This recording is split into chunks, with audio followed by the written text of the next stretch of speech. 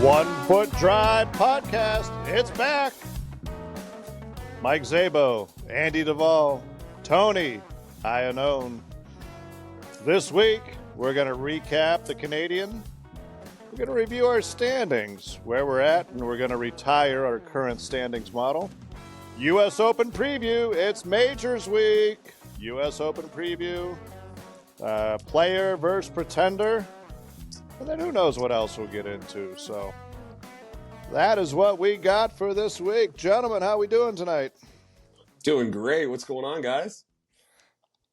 Not too much. Not too much at all. Licking our wounds from a pro today that we played in, and I saw. I didn't really want to lead off the show with that, but I figured we just get it out of the way now. Rip the Band-Aid off, baby. Tony and I. The trunk slam of the year. Yeah, I didn't even make it to turn in the card. I was like, Tony, are you going down there? Can you turn this in? God bless you. I just slammed the trunk. I almost got one of the car people to do it for me, too. Yeah. It was a challenge. Great club, Penfield Country Club today. Great little spot in Rochester. Mike D'Agostino, the head pro there. Always rolls out the red carpet nicely. It was in nice shape. Who'd you play with? No, we had Springville. Oh. No, we had Timmy Faulkner and Barkley. Yeah.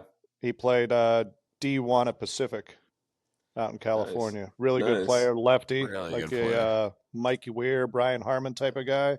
Love it. Just always in the fairway. Really nice short game. Had an eagle. Probably like 4 or 5 birdies. Timmy had a birdie. Then he had a bomb on 17.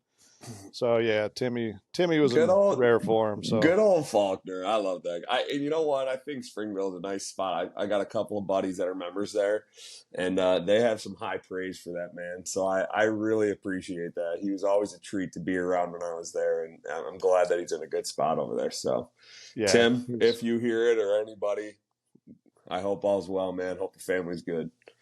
Yeah, so that was a good time. Tony and I, we enjoyed our company. We struggled. We carded 77 better ball. We were able to beat the one team that no carded, probably because it rained and they left. It was a grind. It was an absolute grind. And I actually didn't hit it too bad. I just didn't score. Wedges, they have a new grind. I still don't have enough rounds under my belt with them. Like around the greens, those little up and downs. I'm just not chipping it close enough. I'm not putting it well enough. I don't know if I mentioned this in the pod before, but my last tournament with 5 holes to go, I decided to go cross-handed. I'm going to start putting cross-handed. Can't get worse, right? So I've got like 5 plus 18. So I've got 23 holes of cross-handed experience going. I don't practice or anything. So just live fire. So my short game, which is I feel like is my strongest part, is kind of my weakest right now. It's letting me down. So I'm adjusting to some new equipment, new putting stroke, and I think it's going to round into shape maybe like the third week of July. I think I'll be good. So it seems like a good time. This is a good time to peak. That's a good time to peak. I think so. Midsummer, and then just shut it down. Yeah. Get ready for the Labor Day shutdown. Yeah, I mean. And then at that point, you got to keep it going at least through the Labor Day. Don't you have the family tournament? That you got to keep it going for that, right? Is that not anymore? We're gonna see if we're gonna do it or not. It didn't work out last year. I don't know. We'll see if we can get it going. Just everybody's schedules and some stuff going on. So I know that was a major. That was a major for a number of years. It is. It was. To get your name on that. To get your name on that trophy is most coveted. Oh, yeah. That is for sure. Yeah. So who knows? We might bring that bad boy back. It's been a year off. See what happens. But, yeah, I'll get through Fall League. My boy, Tournament Rob, he'll be back in the saddle after hip surgery. So I'll ride Tournament Rob in Fall League. And then after that, it's just pretty much, our course at Lancaster. We have the par 3 course, the course within the course. So that'll be my rounds exclusively from basically Labor Day until it snows. Will be par 3 rounds, unless I really got to go up. Like Fall League, I'll go up to the regulation course or whatever, but I really enjoy my time on the par 3 course. Is there a way that when fantasy football draft comes into play, that there's a possibility that we could put like a 12 or 16 player tournament together and throw the pros out there and get some guys from the club that maybe want to play a day or a day in some par three and do something like that, because I'm pretty sure I'm gonna fly up for the fantasy draft this year. So Oh, nice. maybe we can Oh, make something happen and substitute that out. little So OFD par 3 I tourney. mean, we could do something. I'm just saying, we could talk about it. It's on the table now. So I like that. Well, we'll put it together. Yeah, I like that. Where there's a will, there's a way. I So, hear you. Tony, did you have anything you want to talk about for our round? Or are you in good shape? Absolutely not. Like, Mike, you did a hell of a job. Let's Mike hit driver like a champ. I love it. I don't know what else to say. Yeah. I'm back. I'm back to the woodshed for sure. All right. Well, what we'll do is we'll have an after hours podcast where we get Tony 12 deep, and then he can reminisce about his round. And yes, we're getting there. He can go into the Andrew or the Aaron Rodgers dark room, and he could love that. He could leech out the whole round.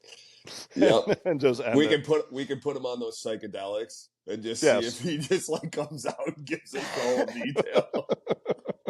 It's probably what I need. Yeah, it'll be like an epiphany. He just comes out like wipe the slate or something. I don't know. Love it. I love it.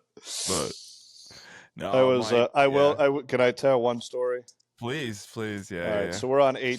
Tony rips a drive. I had a lot of laughs today. I'll say. Oh, we did. Love it. One of my favorite parts of the round, and I only say this because it was talked about on a previous podcast, was we were on 18. He rips a drive down there, and he gets one hop into the rough. We're looking for his ball. We can't find it because it's in a divot in the rough. So shitty lie, right? So he proceeds to hit it, hits the middle of the green, and goes over. No, I did not. It kind of hit short of the green. All right. Thank you. All right. I'll correct myself. It hit like a little short of the green. So and rolled over. So we're walking up to the green, and I go, "Hey, wouldn't that have been the perfect time to just like take your medicine and chip it down the fairway?" And he looks at me with all sincerity. He goes, "I thought that's what I did." Dude, okay, no lie. I was like, nope, I don't know about that, but okay. That's what you're saying.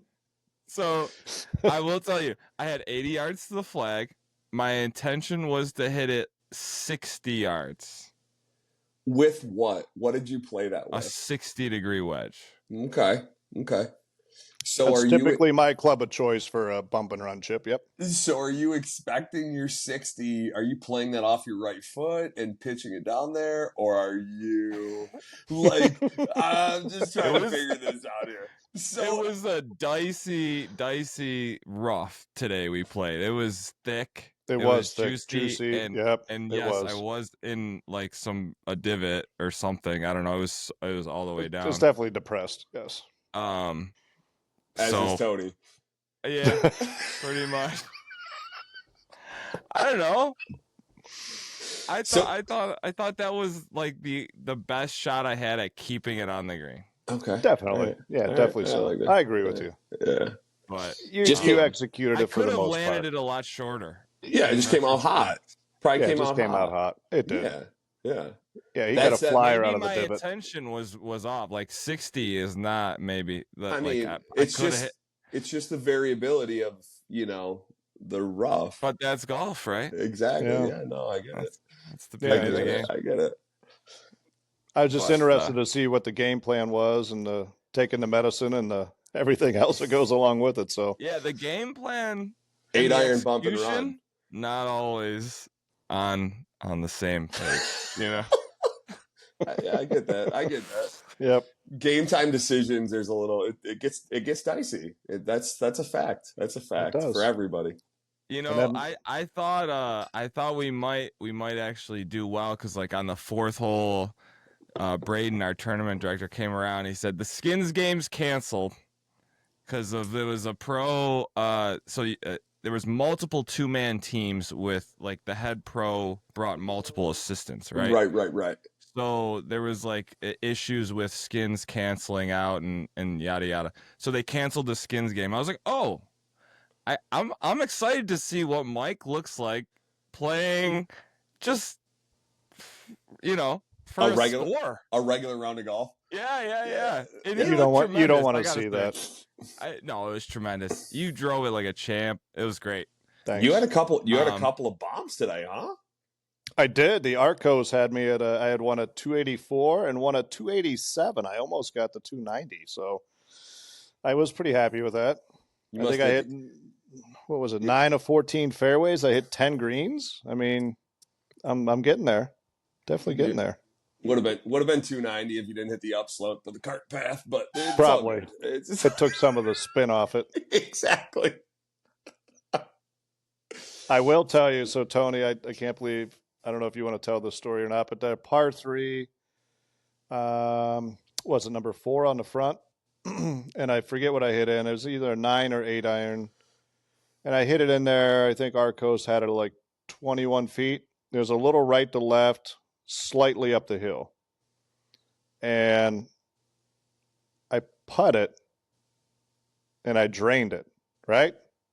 So as I'm walking up, I could not tell the real story. I actually drop kicked it.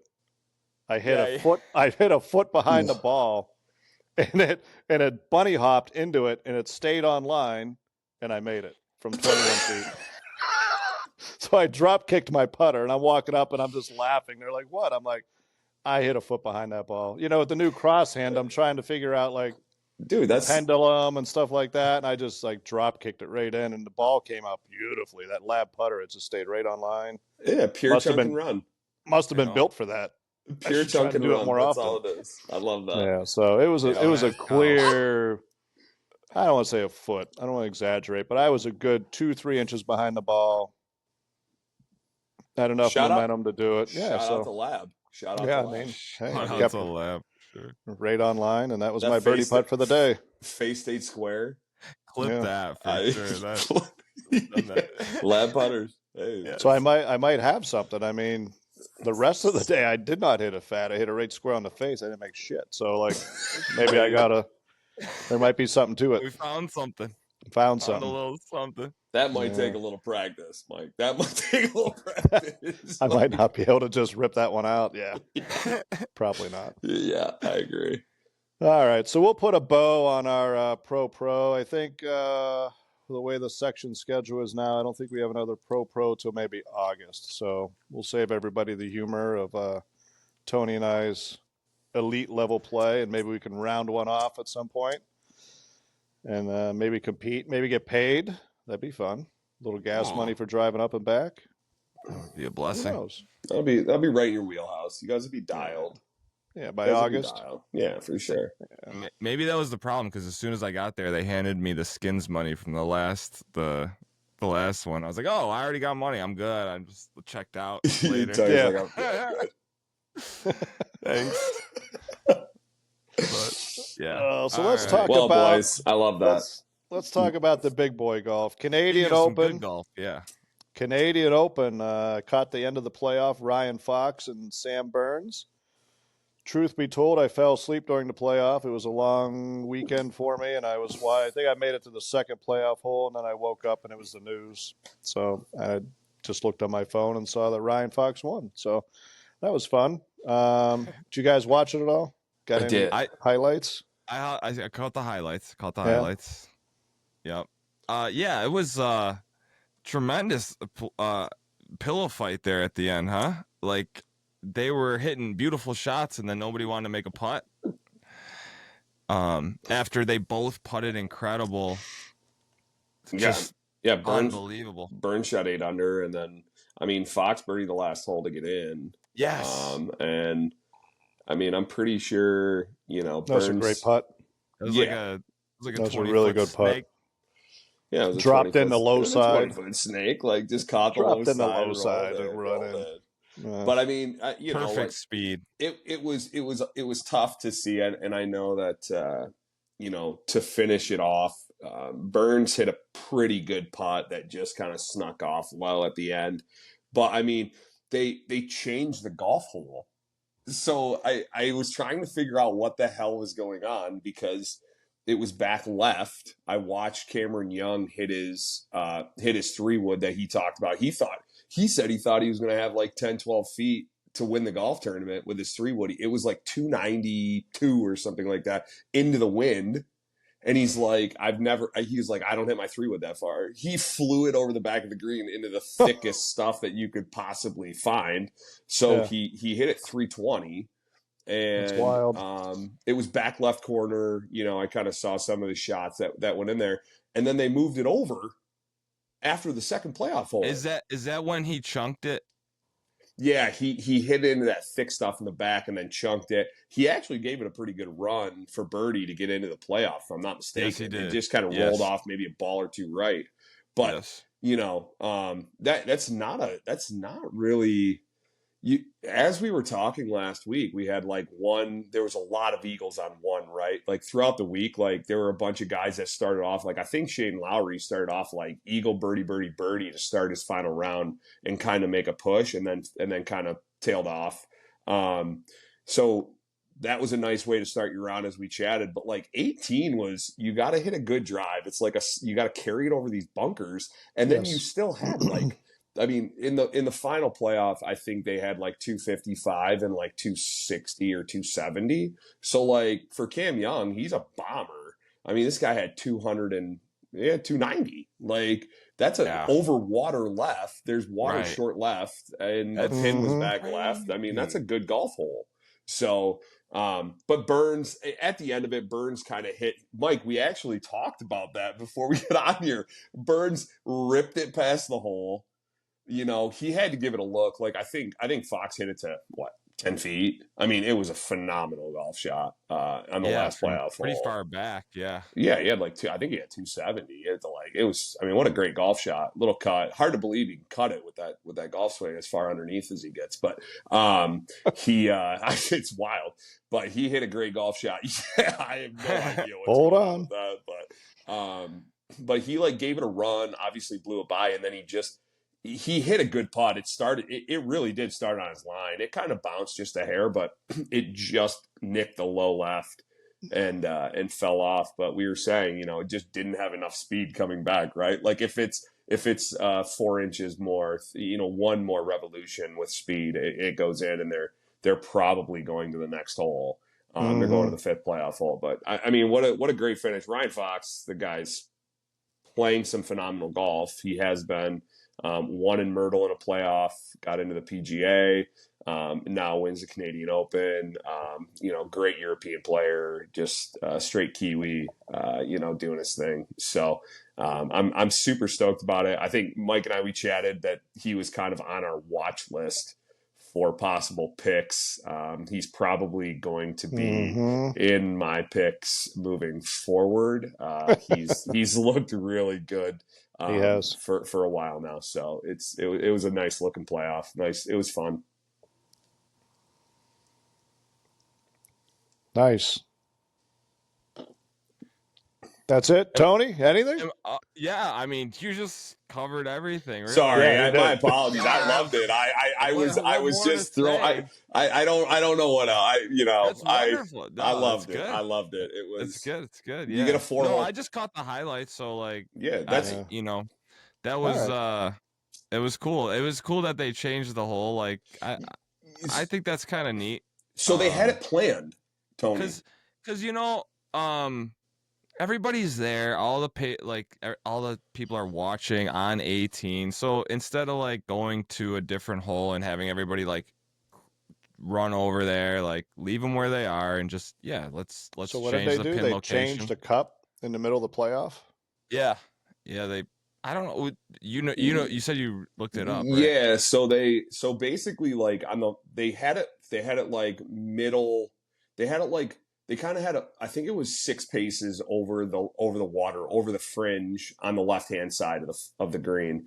And then what they said is after the 2 holes, to make it more enjoyable for the, for all the fans and all that stuff, they moved it over to where the guys had an opportunity to actually get it close.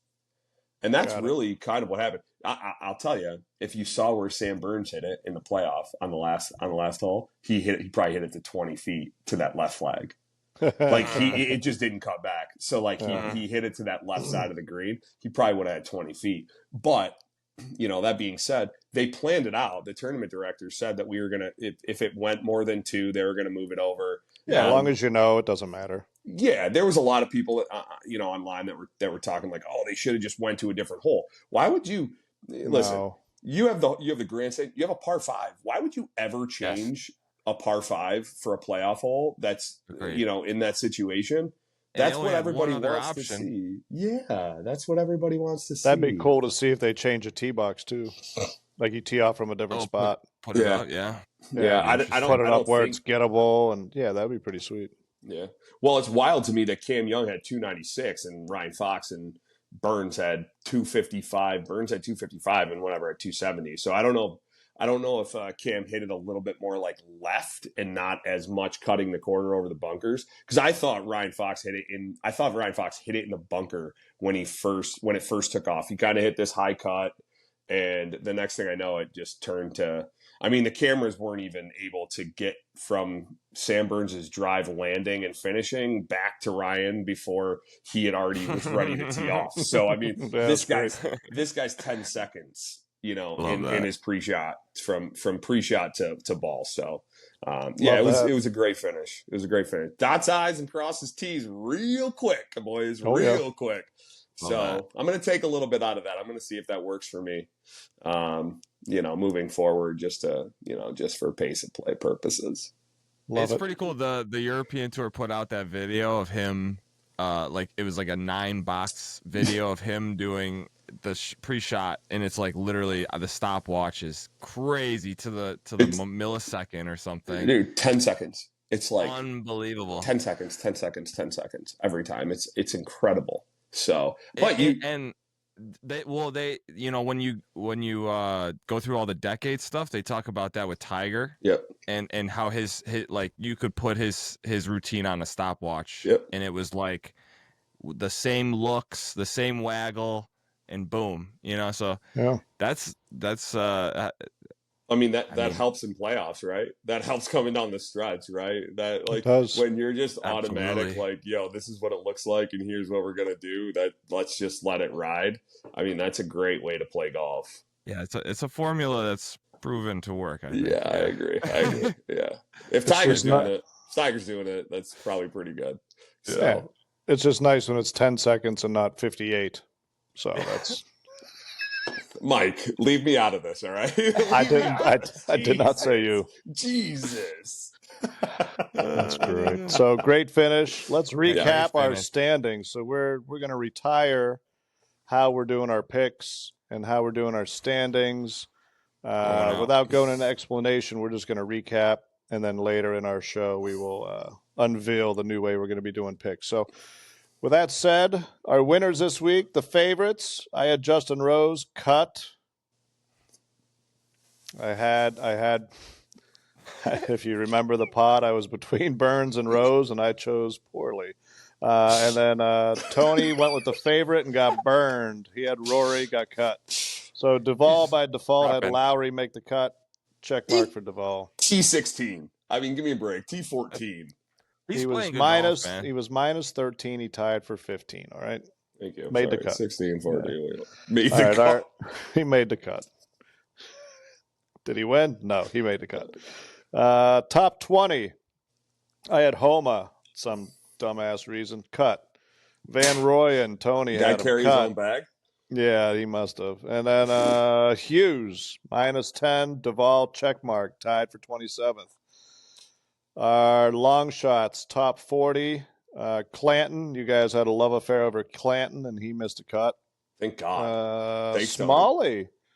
Andy had Smalley minus 13, tied for 13th. Not too bad, but not good enough for the check mark. Somebody had Cameron Champ, number 400 in the world, decided to light it up. Minus 14. He led after 2 rounds. Little T9 for Cameron Champ. So I got the check mark with that guy. Yeah, that was a crazy pull. Yeah, I have no idea where that was. When on Thursday, I sent out a message to you guys, and I'm like, did you chat with somebody? Did you like Right. talk to Sean Foley or something? I'm like, where is this coming from? Guy's 420th in the world. Yeah, he's been having some flashes of brilliance, and I figured the Canadians like a low key place.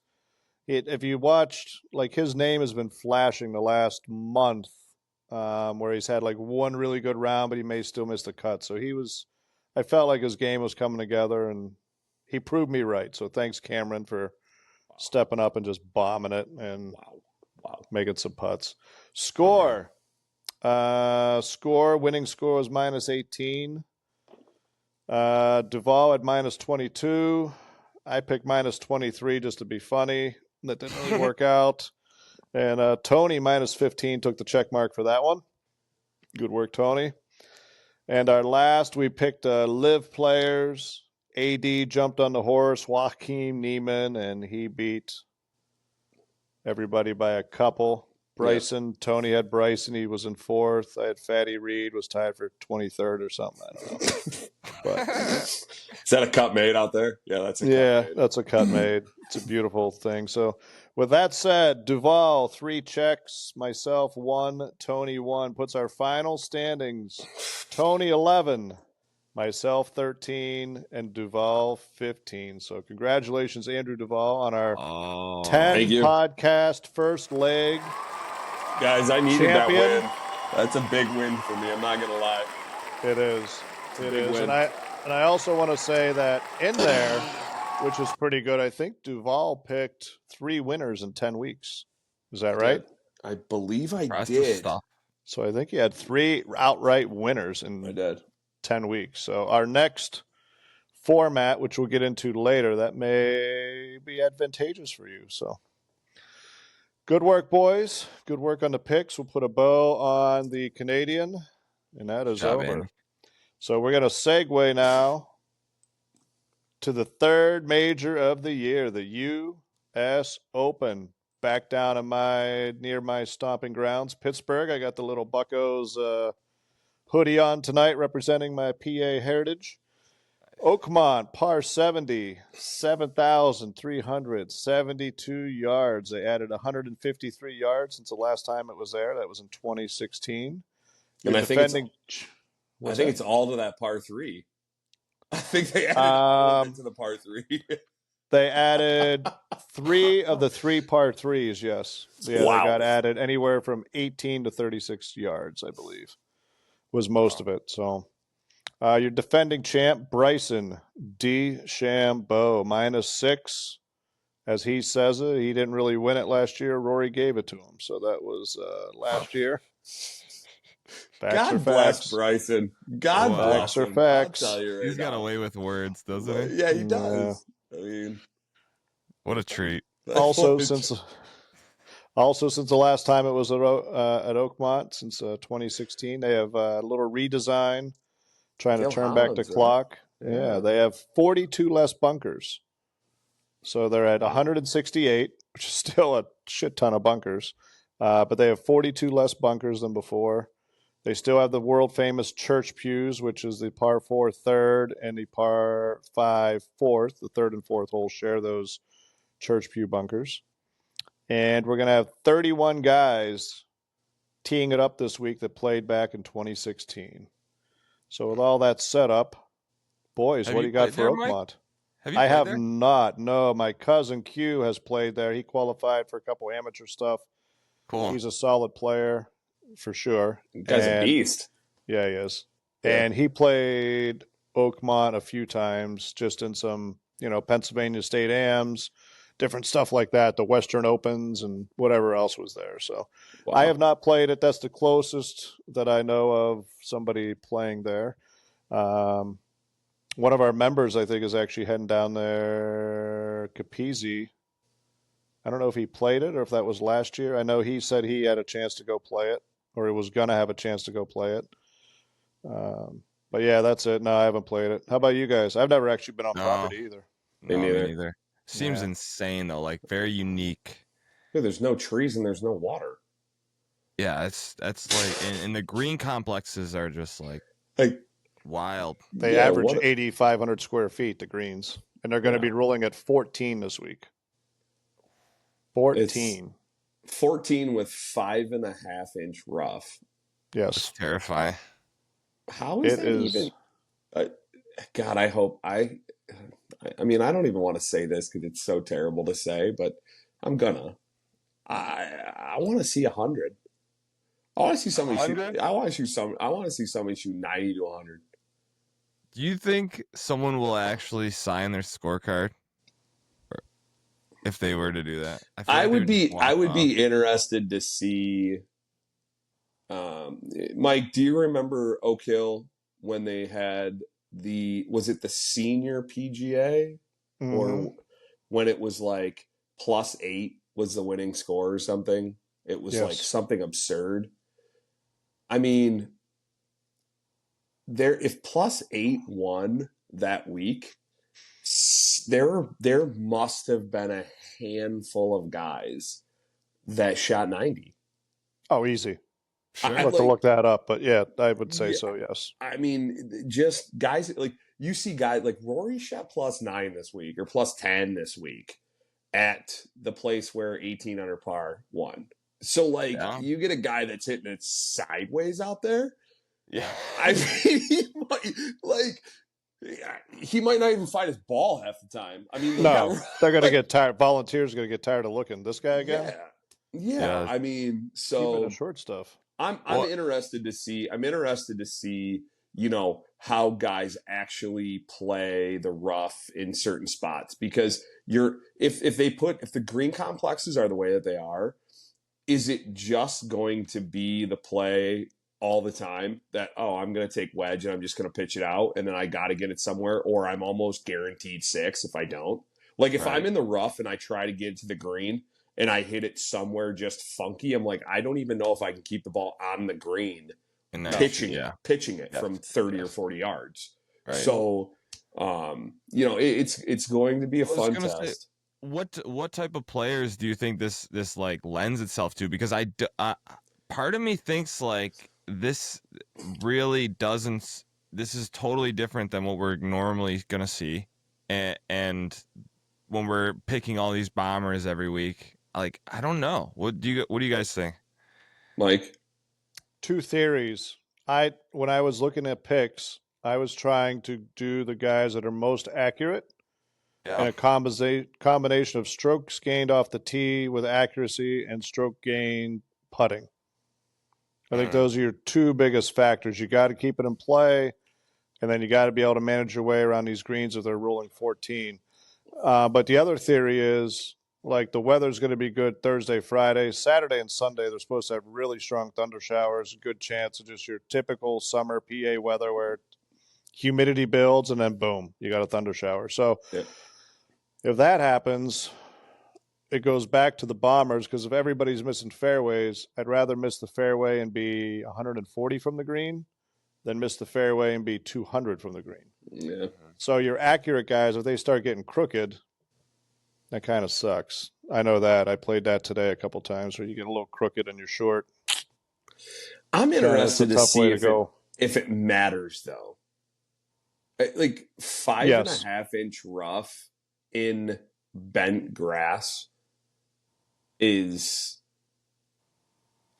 you and the way that they mow it. What Like can you do? Right? you can't even get your club. I mean, you can't get the club through the grass. So it's Especially like even if if it's you wet. that's what I mean. Like it rained earlier late last week. It rained over the weekend. It's raining Tuesday. Wednesday, Thursday, don't get me wrong. There's going to be some, it's going to be 80 degrees and it's going to be this and that. But the difference is it's the north. Like it doesn't just suck everything up. And the next thing you know, your 5-inch rough is completely dry and it's just turning into wispy shit. So No, like, it doesn't happen. yeah. They're not letting anybody inside the ropes, media, I guess, because they don't want this stuff to get trampled and it's still wet. And so there's not going to be like the typical, oh, you blew it over to where all the people were walking or whatever. So you're kind of almost hoping that if you don't hit the fairway, you blast it to where the fans are. big one. Yes, Yeah. you got to miss it big. So that suits Rory this week. It does.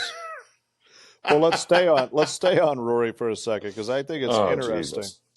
No, I think this is interesting, and I want to get your guys' point of view and your thoughts on it. So, at the PGA, we had some drivers tested for hotness, and Rory's was taken out of play.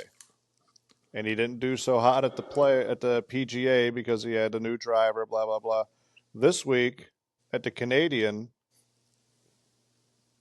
he thought he thought he had a gamer. He said he thought he had the driver figured out. So is he really scrambling that hard for a head and because it is club head speed? But those guys that are at elite ball speed, elite club head speed, it's really hard to find another head.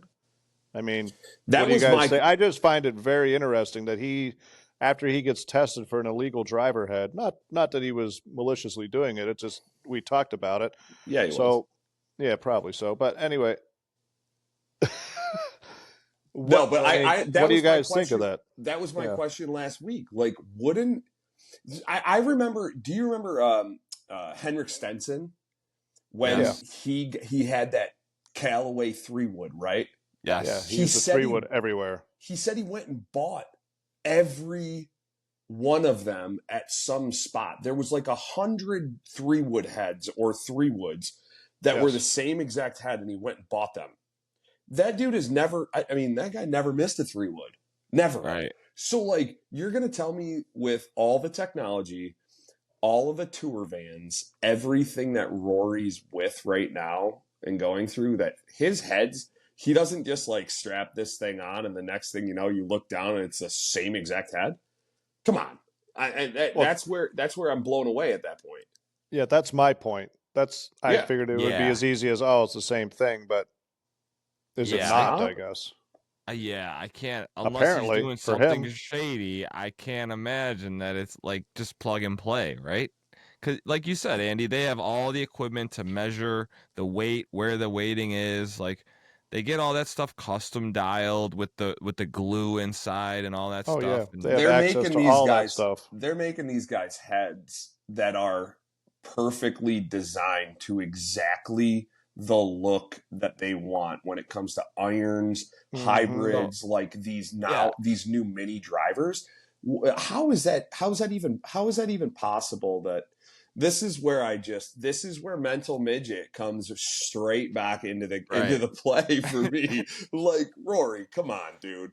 Like, you're one of the best players in the game, and you're gonna tell me that you can't take some club head that you just can't manipulate it. Can't do something. The worst part about it is like the fact that he's just not taking ownership.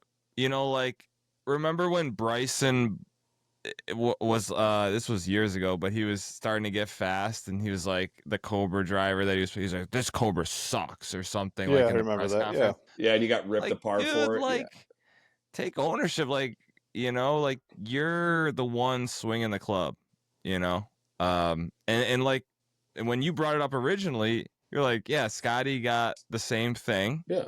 And he laughed about it. On to the next one. Then he went and won the tournament. Then he won. Rory was pissed. Did you see his interview? Rory was pissed. He was like, no, why didn't Scotty's stuff get leaked? He's like, mine was the only one that got leaked. It's supposed to be confidential. There's a couple of guys. It's this, that, and the next thing. So, like, it all came out in the fact of, you know, I didn't, like, when he didn't talk to the media, he came up with all this stuff that was like, I finished late. It was this, I went practice, blah, blah, blah.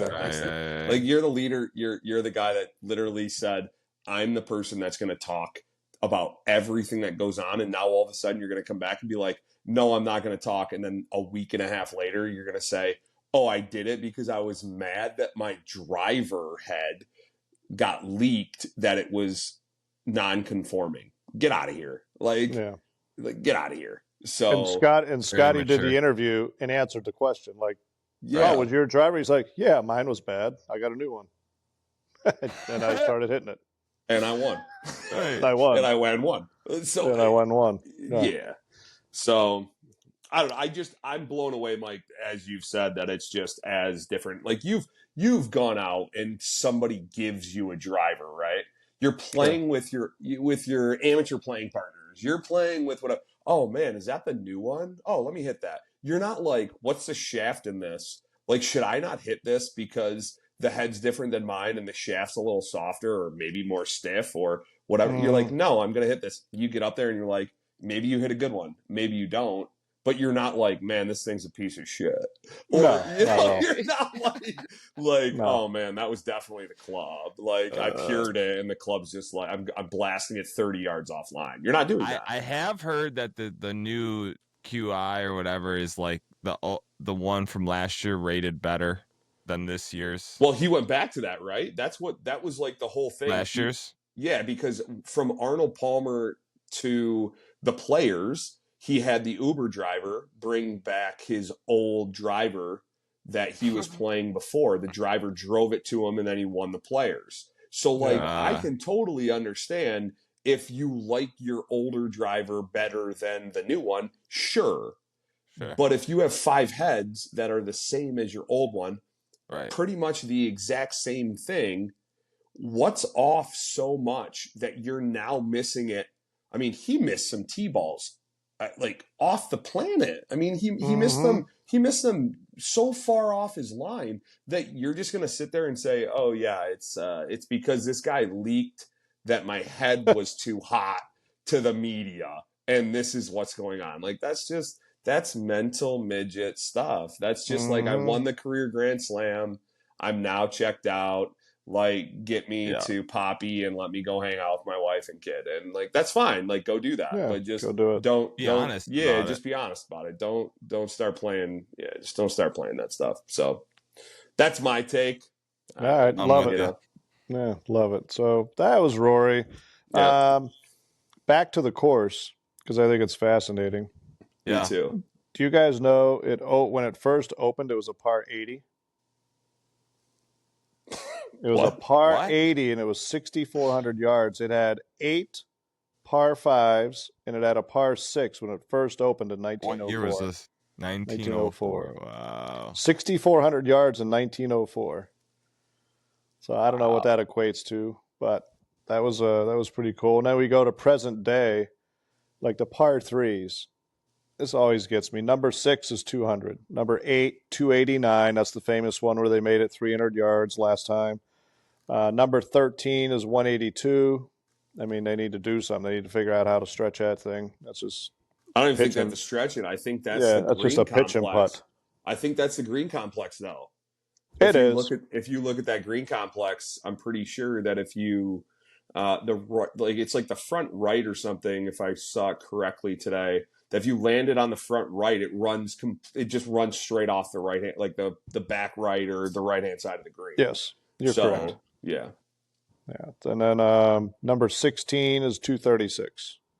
So those are the par 3s. Par 5s. Number 4 is 611. And number 12 is 632. Big boy golf right there. Yeah. Big boy golf. And then the par 4s, I'm not going to go through all the yardages, but they got 3 holes that are under 400 yards. 346, 378, and then number 17 is 312. I think that's a cool drive ball, little risk reward hole, right? Yeah. That's like your one gettable thing for these guys anyway. Do you guys want to guess the slope and rating? Ooh. Oh my God. 162. Well, 78.5.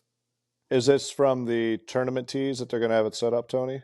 Yeah, from the championship tees. And do you know, have they done the new rating, or is this still the old rating?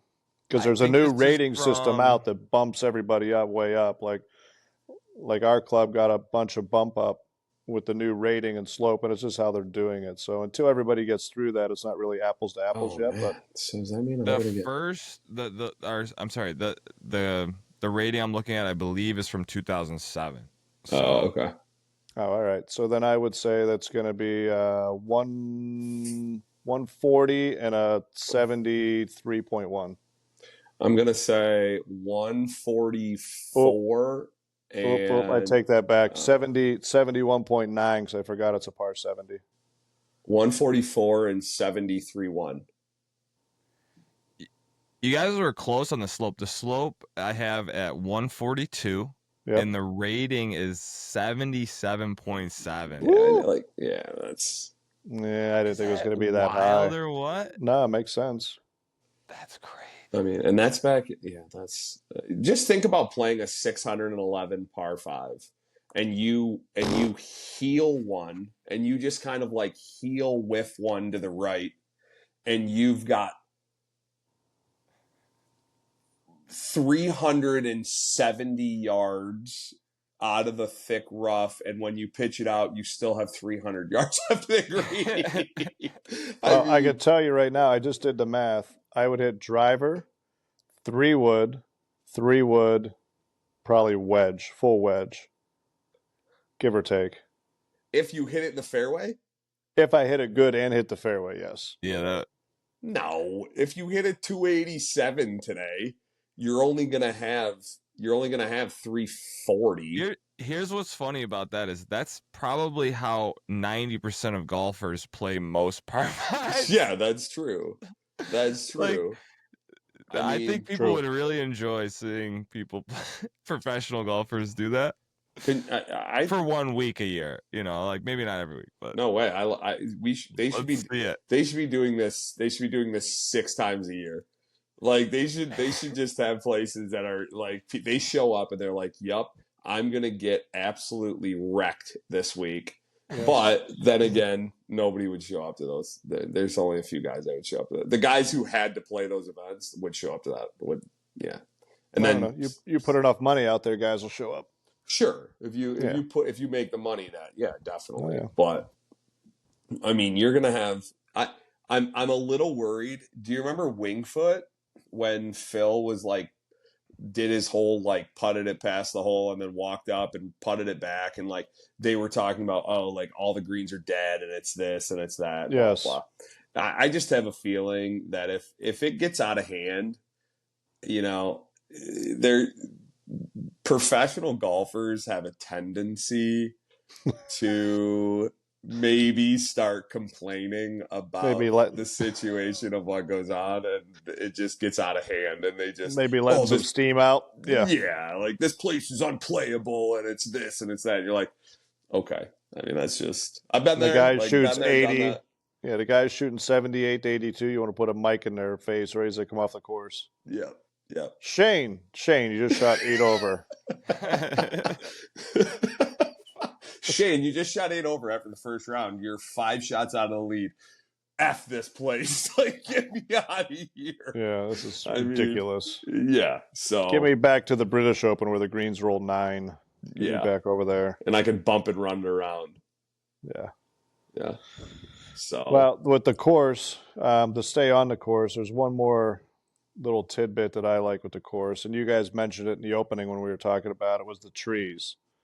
Or the lack of the trees. I mean, I just love the story, and you guys have probably heard this, but whenever the board of directors there decided that we're going to roll it back and we're going to start getting rid of trees. And the only people who knew about it were the board of directors and the superintendent. And what he would do is he would have a crew of 12 guys. They'd go out at 4 a.m. with floodlights, tarps, and they would just start shredding trees. And their goal was, before the sunlight came up, was they'd have the big vacuum sucks. They'd suck up all the leaves. They would stump grind it. They would put sod down. You wouldn't even know that anybody was there. And they would be gone, right? The quote, I love the superintendent's quote back then. He said, "We took down so many trees before anybody knew what was going on. It was ridiculous." Like, they would just make midnight runs on trees, and then finally, it just started after they took out like 4,000 trees. Members started to notice, and then it was a big to do, right?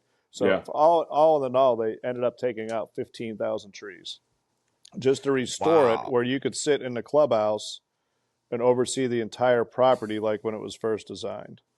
And isn't there 0 trees? There's 1 or 2. They have a couple staple trees around. Right, a couple Yeah, they have a couple here and there, but not many. I think it's a super cool look. You can see the entire property. There's a lot of top 100 courses in the country kind of following suit. Maybe not to that extent, but they're just whenever you're talking about the health of turf, you got to make a choice. Do you want healthy turf or do you want a tree? Because if Yeah. the tree is there, it's blocking sunlight, it's blocking the air movement, and it's sucking the nutrients out of the ground. And you're not going to have good turf under the tree. So every club, whether you like trees or not, you got to make the choice. Do you like turf or do you want the tree? You Yeah. can't have it. You can't have it both. So you got Marion, Wingfoot, Medina, Oak Hill, Garden City, Ball of Straw, Bali. They took out all these places in the top 100. The courses now are on board with taking out trees. And a lot of it's like the trees that overhang the tee boxes, the fairways, and the greens, your playing surfaces.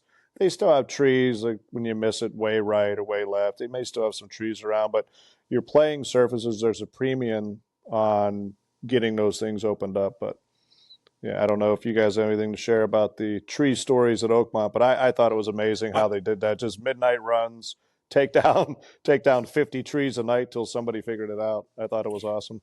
I didn't realize that Epic. that's actually what went down. I mean, it's impressive to me that it's a rating of what 77. You said, Tony, and there's 0.7. yeah, and there's really no trees and no water. So it's like that's just impressive in itself. So um, I'd be interested to know if Bob Ford knew that they were taking just ripping trees down at between midnight and 4 a.m. But that'd be an interesting conversation with a few of the members. Hey, bud, what's going on here? Why is nobody telling us this? So, I um, mean, it just goes to show you though, like I think a lot of people um think trees are a defense of the golf course. And they are. They absolutely are. But it can also be the rough, or it can be different things. Like the course can still be hard if you have multiple like yeah, you have shots to different play. characteristics to greens Yeah, and like runoffs and things like that. I mean, it's no I've always secret. I've always enjoyed. I mean, that's one of the things about the Northeast, right? Like a lot of golf courses are like old school, tree lined, tight, Yeah. and things like that. And that's what you're kind of. I mean, that's what I grew up playing. Canada, Same. up in New England, like all of that. Most of your golf courses like that were tough.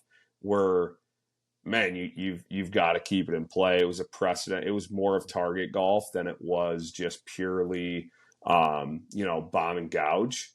There were some spots that you could do that, but even with elevation changes and things, you were hitting more three woods, more positional play than it was just because of tree line. Hmm.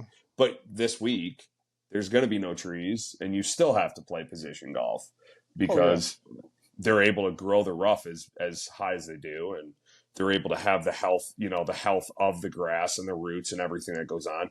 And as you said, Mike, probably because there's a lot more sunlight, there's a lot more things that are being able to produce the ability to grow grass the way that they do. So Oh yeah. Yeah, it's no secret. You got sunlight, you got air movement, you don't have anything competing with the nutrients. yeah, So the turf has a chance to grow, get lush. There's going to be a lot of strategy to this course with the bunkering, the first cut, second cut, and I believe they have heather there as well in some spots. I might be wrong yes, about that, but I it, don't know it what they did with the last redesign. I haven't seen it since 2016, but I thought they had some heathering areas for the guy that's really offline. Not that 5 inches is tough enough, but like, yeah, yeah, they have some other spots, where like it's like native waist high, areas. knee high. Yeah, it's like Yeah, just native. native Yeah, areas, yeah, just, to help out the super so he doesn't have to cut every acre on the everything. place. Yeah. Yeah, everything. So I thought that was pretty cool. I mean, it's going to For be an sure. interesting week. I'm looking forward to seeing the golf course on TV again and just kind of Hmm. see the way that they always do the whole drone footage and they have all the aerials with, the blimp and all that stuff. So it's going to be Yes. cool to kind of see that throughout the week. For Agreed. sure. Yeah. Ready for some Couple carnage. couple tidbits for you boys. Some trivia. You guys ready? Let's do it. Hit me. Love it. Hit you. All right. Most U.S. Open wins. The number is 4. And Ben there's Hogan. 4 gentlemen that have done it. So Tony rips one right off the top. Hogan, yes. There's a guy who did it in like the early Nicholas. 1900s. Thank you, Andy. You learned majors. Always throw Nicholas's name out. Yes, he did it. Go ahead, What's Tony. that guy's name? No Tiger. Damn. He won 3, right? Yeah, the other 2 are 4 people due to it? Yeah, Way Hogan back and in the day, Nicholas. right? Yeah, the other 2 are way back. One you might know. He was America's sweetheart. Founded Augusta. Oh, Bobby Jones. Yep, there you go. And then this one sounds more like. Actually, I think no, that was Willie Galt. I was going to say, Was I he think in he Player shares the Pretender? name. I think he shares a name with a Raiders wide receiver, but maybe not. Willie Anderson was the other one. That might be the guy you're thinking of, Tony. That was the way back when. Like 1901. Something 02. like that, yeah. Yeah. Willie Anderson. Crazy. How about that? He probably played Oakmont as a par 80. He might have. He very well might have. I mean, sorry if he was on your Player Pretender, Tony. No, he was close. No, he was close. I got a special edition, Pennsylvania edition. Ooh, Yeah. Oldest winner of the U.S. Open. You want to throw any flyers at the oldest winner? The year was 1990, is when he won. He was 45 years old when he won. Nicholas. Hey, you're learning. Always throw out Nicholas. 45 and 90. So, and I believe Hale he's still Irwin. alive. Yeah, good call. Good rip, man. Nice job. Yes, Hale Irwin. Wow, that's good. The largest winning margin. Tiger in the Woods US at Pebble Open. Beach. 2000. Yeah. Beat everybody by 15. Yeah. By 15. I've wow. watched $15. that documentary on it like probably a half a dozen times. What a wild Such week. a crazy story with Dude, the golf ball? The golf ball. Yeah. The Nike one, the first yeah. I know what you're saying. The first non-wound golf ball. He just dominated everybody.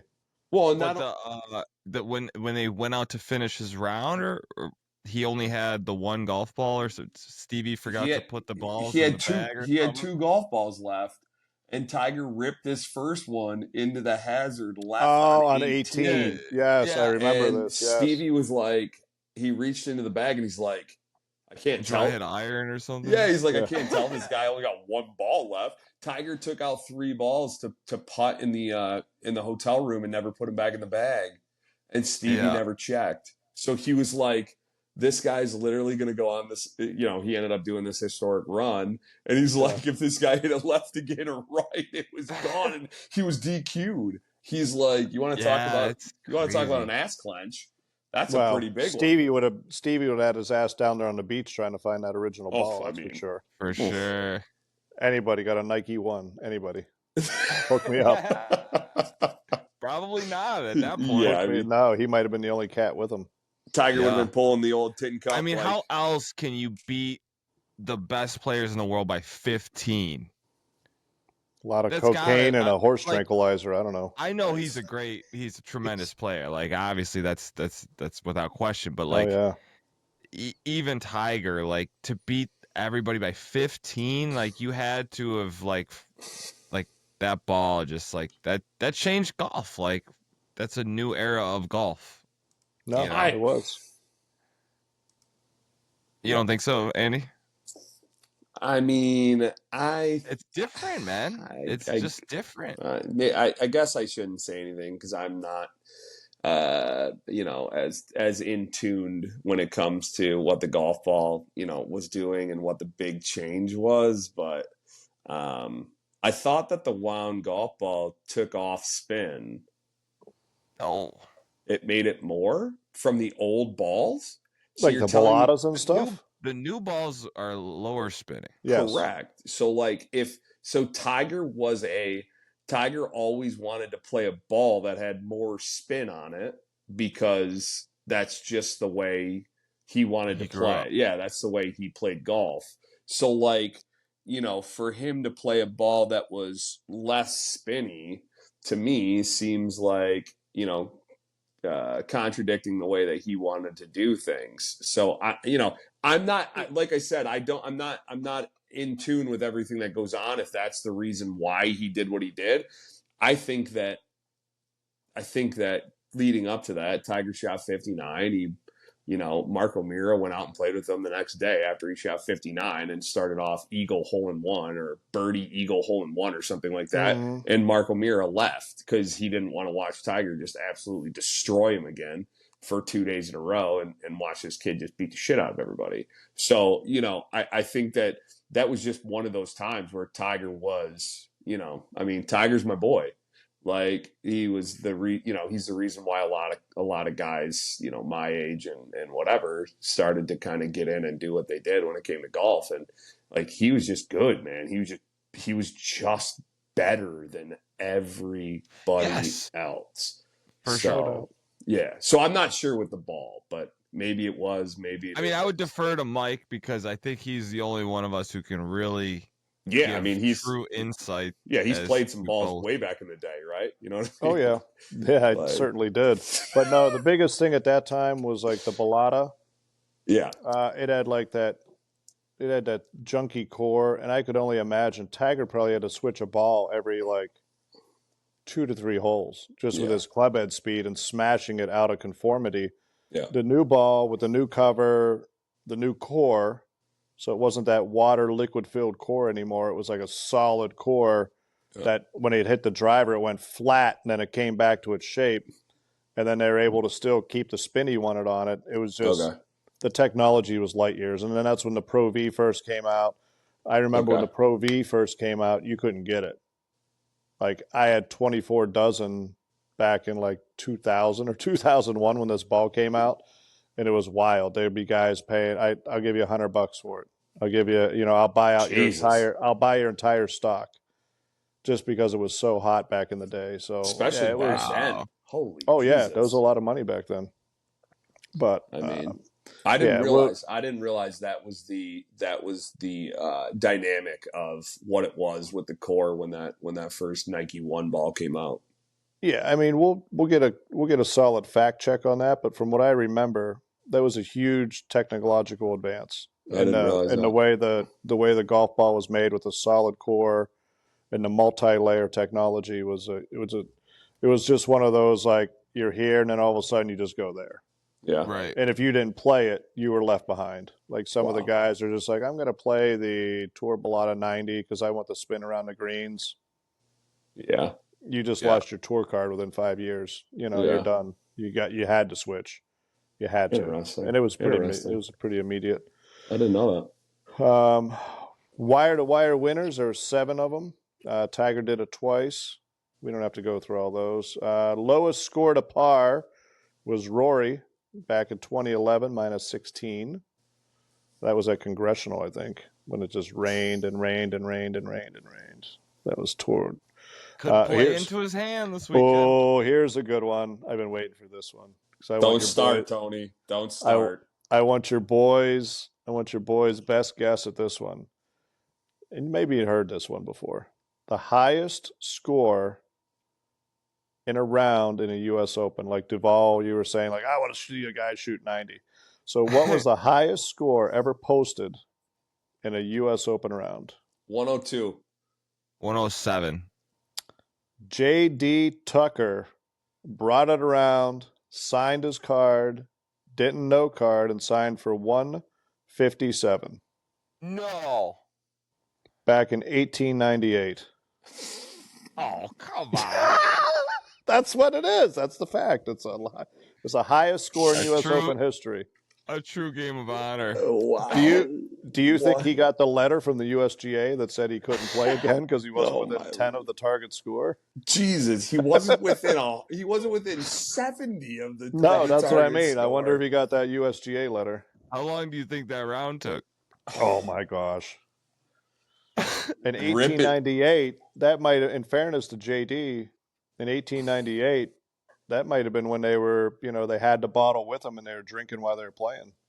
He might have had 19 shots, 18 shots of the finest whiskey in the world and just didn't know where he was. So we don't know the playing conditions. We don't know if it was windy. Could have been windy. If it was, I certainly mean, didn't have. He could have. Certainly didn't have a Nike was one. he That's kicking it around? I don't He, understand. he may have had too many clubs in the bag. Maybe he had to I go just- back and assess 18 strokes where the penalties might have added to it. wow. I mean, there's a lot of. We got to give JD some fairness. 157? Yeah, we 157. weren't even close, Andy. Jeez. I mean, Yeah, Tony had 104. yeah, I mean, way to go. Terrible. Way to go, buddy. That's terrible.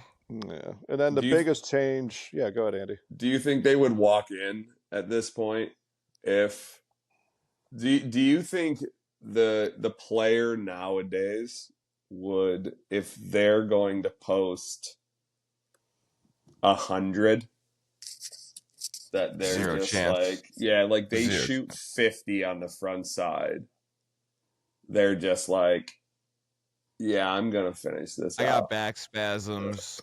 I got a. Oh, my arm, it's broke. Yeah. Oh, my arm, it's broke. Like, yeah, I mean, yeah. Real quick, your opinion on I didn't even know this happened. And maybe because we haven't had a playoff. But in 2017, they changed the playoff format for the US Open. Did you guys know that? Yeah. It's no kinda longer an disappointing. 18-hole playoff on Monday. It's a 2-hole aggregate is where they start. Terrible. What was the last one? Tiger it. and Rocco? I hate it. Yeah. That's the last one I remember. That was an epic 18-hole. We've come close. We've definitely come close, but in 2017 they changed it, and it's probably for TV. You know, TV ruins everything. Yeah. Yep. Ruins the match play for majors. It ruined, Yep. they got to get their money and whatever. But yeah, so that's Everybody's got to get to the next venue next week. mhm. Can't Yeah, stay you an got extra day with the cameras and the. Yeah, it's hotel stays. disappointing because that 18 holes that Rocco and Tiger is like one of the greatest I've watched that a half a rounds dozen of times. golf. Yeah. Yeah, for Like, sure. But I- YouTube is amazing for all Yeah, this I stuff. Like, agree. I always wonder though. You look back at that, and it'd be interesting to see for every epic battle, how many duds are there? Is there like an 18-hole playoff for the Open where they go out the It's a next day and runaway? the guy wins by 10? sure there is. Yeah, right? I there- don't there's- know. There I'm probably sure gotta there be. is. Well, what about like the 3-hole aggregate when Stewart Sink beat Tom Watson? Yes. And like Watson made like 7 on the first, and I think Stewart Sink made birdie. He was up 4, and then I Yes. think Watson made a bogey on the next hole, and like he won by like Yeah. I think he won by like 5 or 6. Yeah, it wasn't even close. It was Yeah. over. So like I'm sure that there's plenty of those. I mean, No. what was the Vandeveld? Didn't Vandeveld and the British that year? Like he ended up getting into a playoff, and then it was just like there was like blow up. He after made blow up. he made $1 billion on that hole, Yeah, and I think he had to make like a 4-footer just to get into playoff. he did. Yes, he did. It was like, what This are you is doing? when for the like guy 7. hit it in the creek. Yeah, he drove in the At the creek. Yeah. at the And then he Open, took his the shoes British off. Open. He tried to get in there, and his caddy's like, "Just take the drop. You're up 6. Yeah. Just take the drop." I mean, Caddy drops the bag, walks off. I think they did Yeah. a documentary about that too. I'm sure It's it was too a bad. I'm sure it was a French accent, but If only he had a better caddy, yeah, I mean, that guy, I would have tackled him. Like, I wouldn't even have given him a club. He would have taken a slow play penalty before he tried to hit that out of there. Like, there's no chance. They said from when he got up to the ball and made the decision to hit it, the ball was like not fully submerged to then like almost fully submerged. Like the It way was like sinking. yeah, I don't know if it was sinking or if the water, like it had to The do water with, like, level was yeah, the water level started to like build up because it was off of whatever waters over there at the British. Wow, that's So ridiculous. yeah, I mean, get out of That's here. funny, man. Yeah, Tony, that's a great caddy situation. That guy needs to go back to caddy certification school. Tackle So- that guy. Yeah, Come on, like- man. Gotta go do down something to there get and his pick it up. attention. Go down there and pick it up yourself. Like you can just go down there and be like, we're gonna take a drop and just pick it Yeah, up we're gonna take a yourself drop. and Yep. hand him the This is ball. what we're doing. There you go. There you go. Yeah, I mean, if he does Slap that, you if later. he does that and gets paid and he wins, is the guy not gonna pay him? Like, is this going to be like what was the guy from Tin Cup? What was his name? You know, was like if he said, "Oh, if you hit this, you're not going to get paid." Like if he was to go on and win, like he's going to pay him. Like even if he did it, so it just is what it is. But so. Well, boys, you got anything else on the course, the Open, before we get into our picks? Man, No, I think I could we got talk. it all covered there. I could talk about the Open for a good another bit, but let's get into the picks. Yeah, we already let's do used our the thing. title. We already used the title. The Boys Go Long for one of our podcasts. Yeah, exactly. We can't use that again. The Boys Go Long again. So, it is a major though. Agreed. So what we are gonna do, because we've been getting some feedback through our comments about our picks. People are using our picks now, which is cool. Wow. We are going to handicap ourselves. So we always pick Don't like use my picks. we always use like the favorite to win. All right. So top 10, top 20, top 40. These are all prime parlay making type of stuff. These bets are all out there on whatever site you use. What we are going to do is each week we're going to keep, not only do we pick it, we're no longer going to get a tally. Like this week, for example, Andy picked Hughes and Tony and I missed a cut. Well, if I look at that, Hughes finished tied for 27th. So that would have been a loss for Andy because he didn't finish in the top 20. So we're going to keep track of our accuracy and our percentages of how well are we doing at picking people in the top 20, top 40, top 10, picking the winners. Duvall would be the only one with the pulse picking the winners because he's picked 3 out of 10 weeks. So that'd be a nice percentage of picking the winner. I think it's 2. I think it's is it 2. 2? I don't want to All give right. myself 3 because Mackenzie Hughes lost to Ryan Fox in that playoff, and I counted that as a win, and it wasn't. So it was 2. Well, with a lot of golf, like I had Cameron Champ this week. Friday night when the round closes, that's an immediate cash out. Give me the cash out, baby. Did you really? He's leading. Give me the cash out. So, yeah, you got to do that stuff. Then you could always bet. You could always bet him later if he comes back. They always give you good odds on golf. So that's how we're going to run the picks. We're going to keep our percentages live, so you can see how we're doing with that. So without more said, you know what we didn't do, boys? What's that? We didn't settle who's going first. No, yeah, or how we're going to do this. Because before we always did it to the guy in last place. And it's kind of, how are we going to do this? Can't really play rock, paper, scissors. All right. Let's do this. I'll go to random.org. And you're going to do that. I like that. We could go by who had a birdie today. Could go first. Anybody? I made a bunch in my dome. I thought about playing golf today, and I was like, I made a bunch of birdies today, so sure. All right. Well, I guess it doesn't matter. We could actually pick the same person if we wanted to, if we're doing it differently. Yeah, we actually can pick the same person. So it doesn't matter. So let's just go. We'll go Tony, Andy, me, and we'll just rip it that way. No, go the other way. I'll go last just because it's probably unfair for me to pick before both of you. So go ahead. Wow. We'll see how that works. All right. Let's start out with our favorite. So this category is our favorite. Somebody in the top 10 that we think will win the tournament, or basically top 5. Let's go top 5 or win. So Tony, who do you got for your favorite this week? Come on now. Give me Scotty Scheffler. How can you not pick this guy? Listen, I get it. I get that. Yeah, it's a good pick. World number 1. Deadly. Enough said. Duvall, what do you got? I'm taking Russell Henley. Is he in the top 10? He is. Wow. He's in the world golf ranking top 10. Yeah, Russell Henley is 7th in the world golf ranking. This It's a is broken system. this is how I absolutely System's just broken, dude. punish you. This is how I punish both of you. Is you guys sit here and you just this is it just is what it is. Go ahead, continue. Go ahead. Go ahead. My pick. Yep. You guys laid it out there for me. Taking Henley too. No, I gotta get off of that. You know what? I'm gonna go. He's been playing really well. I'm gonna go Straka. Wow. I like All his. right. I like. He hits a lot of fairways. He's been putting really well. He leads the tour, I think, in strokes gained putting and strokes gained driving. So those are my categories I went with earlier. There's no chance. Maybe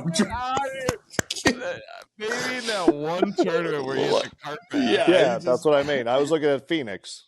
Oh, I had it yeah. sorted by Phoenix Open. like, Anyway. what are we doing right now? I got Lord. Straka. All right. Next I like category is a top 10 finish from somebody ranked number 11 to 49.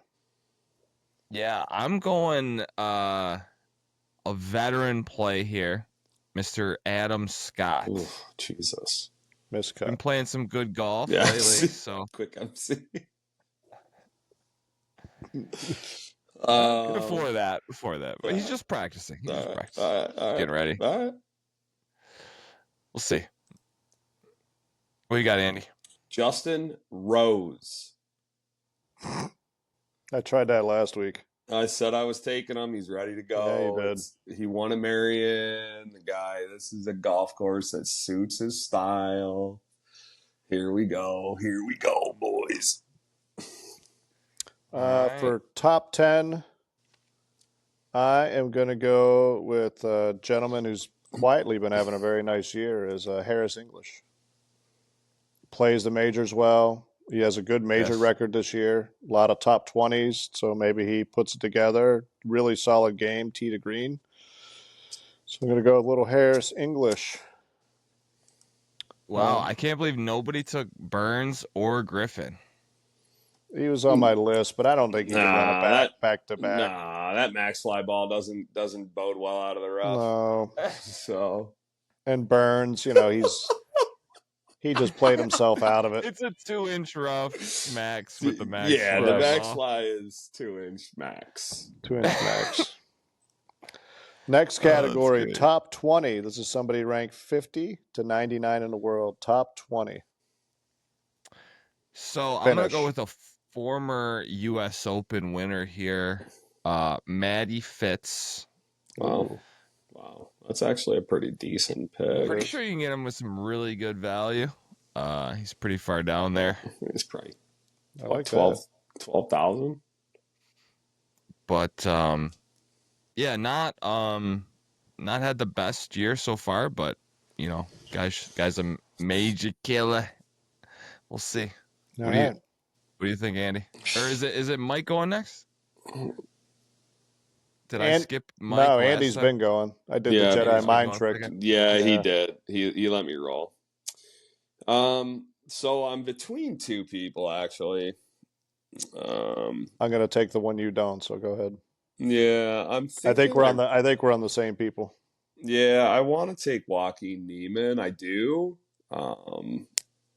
I think that it's going to be a decent pick.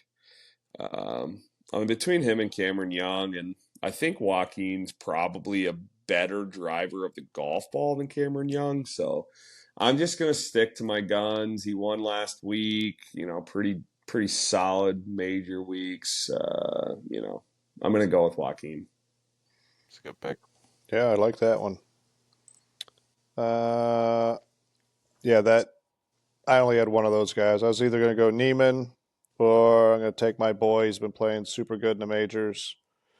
Been having a good run on the live. John Rahm. Rombo. Wow. Going to take him for a top 20 at Oakmont. I can't believe that you are getting him So do you from guys- 50 to, or what is it? 50 to 100, right? 50 to 99. John Rahm Yeah. is ranked 77 in the world right now. Yeah, that's wild. So live biased. Good value. Great value. Now That the is a- books This probably is won't why have this it. system is broken, man. It's broken. But we can't go off the odds because everybody's got different odds, and You could go off the odds. So- We just have to have the same one we agree on. We I could go know off that would odds.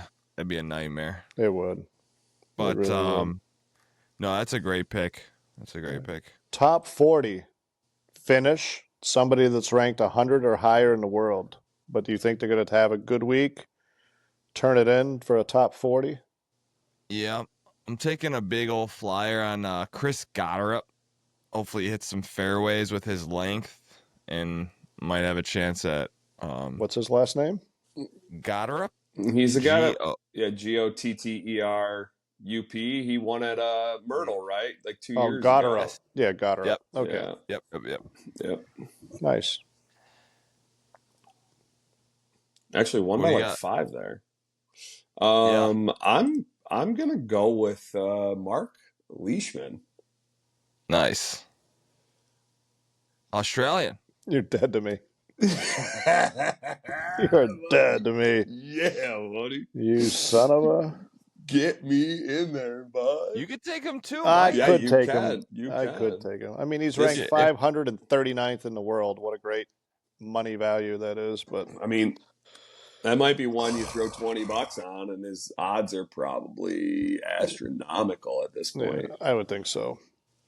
Well, that took one of my guys, but that helps me narrow it down. I was on What are your other Lauer. picks? Okay. Lower, Lower. He's number 114 in It's the world. Lauer. Justin Lauer. You know Yeah. what? He's played college golf with Garrigan, and Did he Yes, really? he yeah, did. he played college golf with Garrigan, and I like it. I like it. I don't want to. I'm not picking him. Oh, okay. So good. I'm not picking So him, but I good, I will don't probably want- lay a little bit of money on him. But yeah, I'm not picking I'm a little worried about his driving accuracy there. him. So Well, I'm going to roll with number 425 in the world. I'm going to hedge the system again. If you like my last hedge the system, Tony, you're going to love this one. Your boy, Brooksy Koepka. Yeah. unbelievable. Thank you. I How thought is he was this? gonna go P. Reed? How Wait, is P. this Reed's guy up there though? 425th in the world? Because only 4 tournaments a year he plays in count. I get it, but it's just, I mean, And he's it's missed the just- cut. we just- He's missed a cut in the last 2 of them. I think he's well, and played in. he shot 1,000 and went and just got absolutely hammered afterwards. Got a so 30 that's- rack of Miller Lite and Drank it all to Called it a day. himself. Yeah, drank it all to himself. Good for him. Oh yeah. I've been there. Good man. Good man. all right, let's adjust it. Let's not let Tony have all the fun. Andy, why don't you go first and top amateur to make the cut? You know, I'm taking Preston Summerhays. He's yeah. Sure, he's in the field. Yeah, I'm positive he's in the field. He won his qualifier, and Oh, wow. if you were paying attention last week when I brought it up, but I got a little long-winded, so I'm sure you're checked out. But yeah, Did you say something? he's an ASU he's an ASU boy. Comes from a pretty good golfing family. His father Boyd is actually his instructor, works with Tony Finau and a bunch of guys out on tour and stuff. And yeah, he's an up and comer, and I like what he's doing, and he's got a pretty good opportunity, I think, this week. Maybe make a cut, maybe do something a little crazy for the Summer Age family. I like it. So Very cool. Well, I am between 3 of them. You didn't pick one of my guys. I'm going to go with, I'm just going to default. I'm going to pull the Tony. I'm going to go world number 1 amateur. Jackson Coven. I knew you were. Yeah, I knew you mean, were. I was thinking about Mason Howe just because he shot 18 under in a 36-hole qualifier to get in. Dude, he's a junior in high school. He's committed to go to Georgia, and he fired 18 under over 36 holes. It's awesome. It's phenomenal. That's pretty gross. It is pretty gross. So I was going to take him, but he's a little young. I think it's just going to be too big of lights. So I'm going to default to Jackson. Tony, what do you got?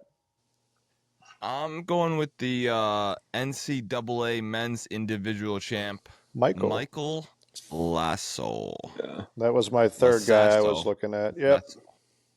Did you see his move? You seen his move online? I have not. I I have think I not. watched the coverage, but I don't remember It's which one he nice. is. Boy, man, Good one. he just. They were saying that it's like a homemade kind of move, and I'm like, I don't really think so. I mean, he's got a lot of speed, and his legs. I don't know. Like he's got such a powerful move, and he's just he's really bent over. He's kind of like a walking Neiman type of. You know how Neiman's kind of like really bent over and creates like a pretty solid like that really like a cute looking angle Side from bend. the side bend is huge. Mhm. So I mean I think that he strikes it. He hits it really solid. So can move it What are too. you talking about? You're supposed to have side bend? Yeah. Yeah, I I need to mean, maybe work on that. yeah, side bend would help you get that club inside the cone and not chop it in half. Oh, I'll have to do not another not on your try at putting that. stroke though, right? Yeah, not on your putting stroke. Exactly. I got a way inside on my putting stroke, but yeah. Yeah. All right, side bend. I'm gonna write that down right So, now. yeah, write it down. Side bend. Get it in there. Get it in there. I have to do a video on side bend. Bend. Okay. Yep. Prepare my floating ribs for a shock. Actually, though. All right, we have two more categories, boys. Keeping our rotation going. We're going to go live player that has not been taken yet, that we think is going to have the best finish. I happen to be up, and I'm going to take my boy Bryson. Nice. Love some Bryson. That means Tony. Who do you got? Live player that hasn't been taken. Look, give me some Fatty Reed I like for it. the win. Man. I know who Andy's Oh. taken. Can I guess Andy's pick? I know who Andy's. Do you need a name that hasn't been picked yet, Andy? Yeah, go ahead. Tell me. Number 24 in the world. Hates kids. Throws his clubs. Shooter McGavin? Temper Pretty tantrum. much. Probably Pretty much. kicks dogs. They probably hang out. He's from England. Wait, 24 Come on. in the world? Yeah, he's ranked 24 in the world. Plays a lot of European events. I was No actually way. stuck between him and Bryson. Oh, man, that is definitely who I'm taking. Yep. Great That's pick. definitely who I'm taking. Your Terrell boy Hatton. served up on a platter to you. We did it on purpose. We know you love some Terrell. I love Terrell. Smash a club, break Terrell. break a Terrell. All right. break a T marker. Do something. Something. Our last pick, where we can make some money, and you can bet on this as well, is the finishing score. Tony, we've talked a ton about the course, the rough, the weather, the yardages, the setup. What do you think the winning score at this year's U.S. Open is going to be? Well, typically I'm all for the higher the scores, the more fun it usually is to watch. But I think it's going to be pretty realistic, reasonable, like a 7 under. I'm going to go with typical U.S. Open. 2 a day, something like that. All right. Did Duval? you say 7 under? He said 7 under. I'm gonna go with +2. Oh, jeez. He wants The carnage. green's open for you, Mike. Yeah, That's unbelievable. We got them all surrounded. Yes, we do. Well, in my analyzing, my analytics. I mean, I don't know where -7, right? Last time it was there, -4 was the winning score. Yep. On your last 13 opens, it's been 6, 10, 6, 6, 6, 13, +1, 16, 4, 5, 9, +1, +1. Averages out to -6 over the last 13 years. I am stuck. Boy, Tony's 7 unders really got me because I figured I could take 6 and just have everything above it, but now I can't. I thought Tony was going to be like a -1 or 2. I got to go at 5 or 8. And I think no matter how big the rough is, it doesn't matter if you're not in it. 2 a day, 3 a day. Weather, I'm going to go with weather. It's going to be bad, but that's going to make it soft. It's going to make the course wider. All right, I've talked myself into it. -8. True Price is right. Wow. I was going to go 5 or 8. Definitely didn't think you were going 8. Yeah, I think I'm going to go 8. I think 8 under, huh? I think as much as the members want the course to play tough, as much as the members want it to be a 14 on the stimp instead of 13, you're just like the ladies when we were talking about them. You got the best players in the world. You got the setup. I mean, the USGA has been known to go stupid. Wow. They could do some really just jackass stuff to a course and, fly the flag that it's mud balls and tradition and everything else and fly their flag. But, they could do some dumb stuff. But I think 8 under, you're going to have a guy go out on Thursday. He's going to shoot Somebody's 4. Gonna shoot 65, right? Yeah, someone's going to shoot 4 or 5 under on Thursday. Then they'll hang on with an even, then a couple under. Yeah, I think you'll have the leaders at 9 or 10, and I think they'll back up to 8 as they come in. So that's where I'm going. Right or wrong, I don't know. We'll find out. I like it. But that's what I got. So good job, boys. We're going to start keeping percentages so that our fans that are following can hopefully make a little money, start leaning towards some guys' way and some not. One thing's for sure. 8 under par. Yeah. Why is that such a shocker? That's. I mean, it's probably going to be 5 because I didn't pick it, but I was either at 5 or 8. 5 over. They're not going to be over par. I'll bet you whatever you want to. They're not going to be over par. The winning score. Ooh. Boy. Think about it. It's definitely going to be even or better. I don't know, man. Yeah. I don't know. I just don't. I'm cheering for you, though. I'd love to see. Are there birdie holes out there other than maybe like that drivable par 4 and a couple? Hang on. I mean, there's 1. I'm getting the yardages. Hang on. I'll tell you.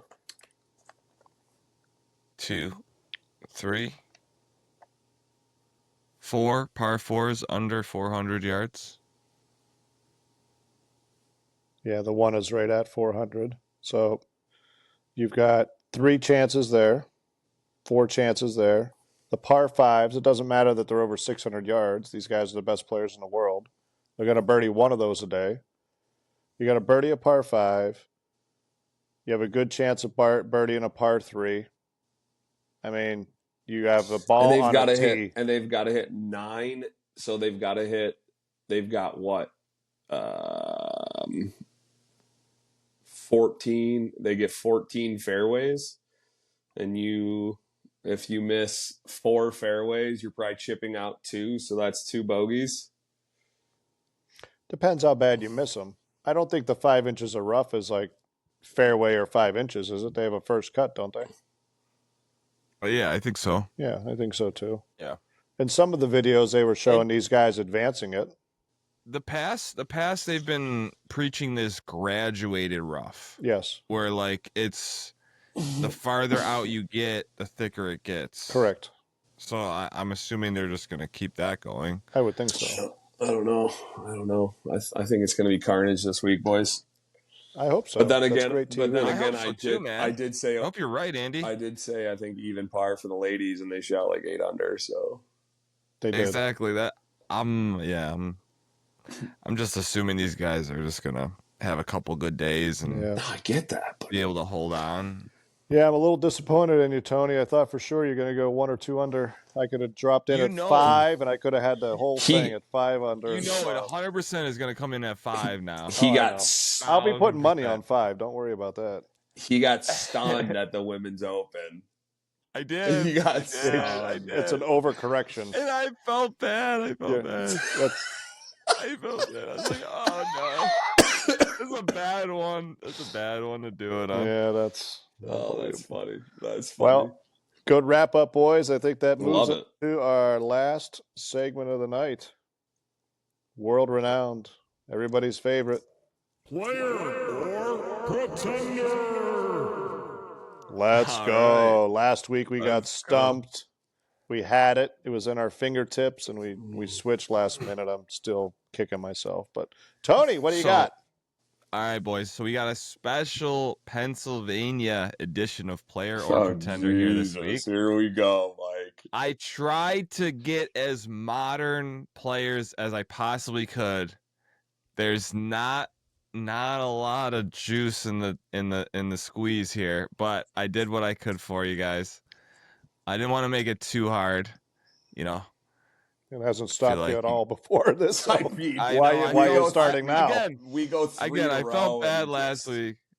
I had like golfers from like the 30s and 40s, and You then sure did. I've got these guys. What- So sorry if What do we We got almost- this week? we Are you almost going to they're a sold it little out. deep. You- They're a little deep cut. Are you- All right, so yes, Arnie, first Furyk, and golfer. somebody else. Well, Pennsylvania. yeah, I can't use them, No, you can't. right? He's got a couple of Um, guys from like 18. When was Pennsylvania established? Yeah. like William Penn. yeah. Datehood. Yeah. All right, Tony. Enough. Benjamin Franklin. All right, Go ahead. enough Let of her this. rip. Yeah. All Let's do for it. 2 truths and a lie. Find the player, find the pretenders. Okay, here we go. Golfer number 1, Kevin D'Angelo, born in Scranton, Pennsylvania. D'Angelo played golf at Temple University, where he's a 3-time All A10 selection. Turned pro in 2007. Bounced around the mini tours several years before earning conditional status on the web.com tour in 2012.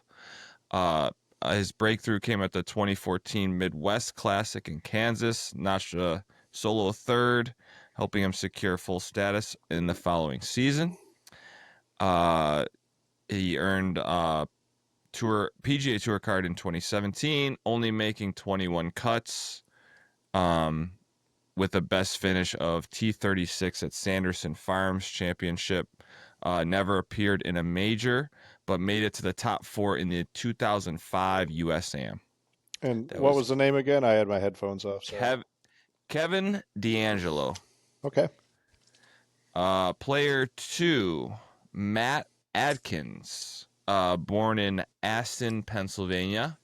He played golf at Henderson State University for 1 year before transferring to University of South Carolina. Played on web.com tour from 2015 through 2017.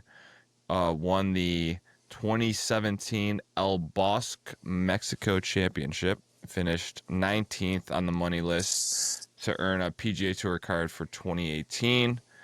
That year, his best finish was a tie for 22nd at the golf's 5th major, the Corrales Punta Cana Championship. That is golfer number 2. His name is Matt Adkins. And then golfer number 3, Rick Price. Born in Reading, Pennsylvania, Price joined the Nationwide Tour in 99. Played until 01 there. Took a hiatus for a few years. Came back to win the Xerox Classic in 2005. Had a breakout year in 2008 where he won the Nationwide Tour Players Cup en route to a 12th place finish on the money list, earning him his tour card on the his PGA Tour card for 2009. Didn't have much success though. Returned to the Nationwide Tour the following year. His only major appearance in his career came in 91, but failed to make the cut at the U.S. Open at Hazeltine. So number Rick 2 is a real Price. person. I know Matt Atkins. Kevin D'Angelo sounds like a guy from The Office. So I kind of feel like it may be him. Rick Price. I know.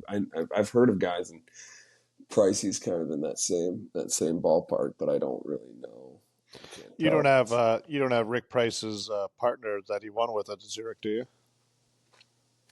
It was the Xerox, not the Zurich. No, Oh, okay, Xerox is in sorry. like Rochester, right? I think Xerox was the Rochester Corn Ferry event.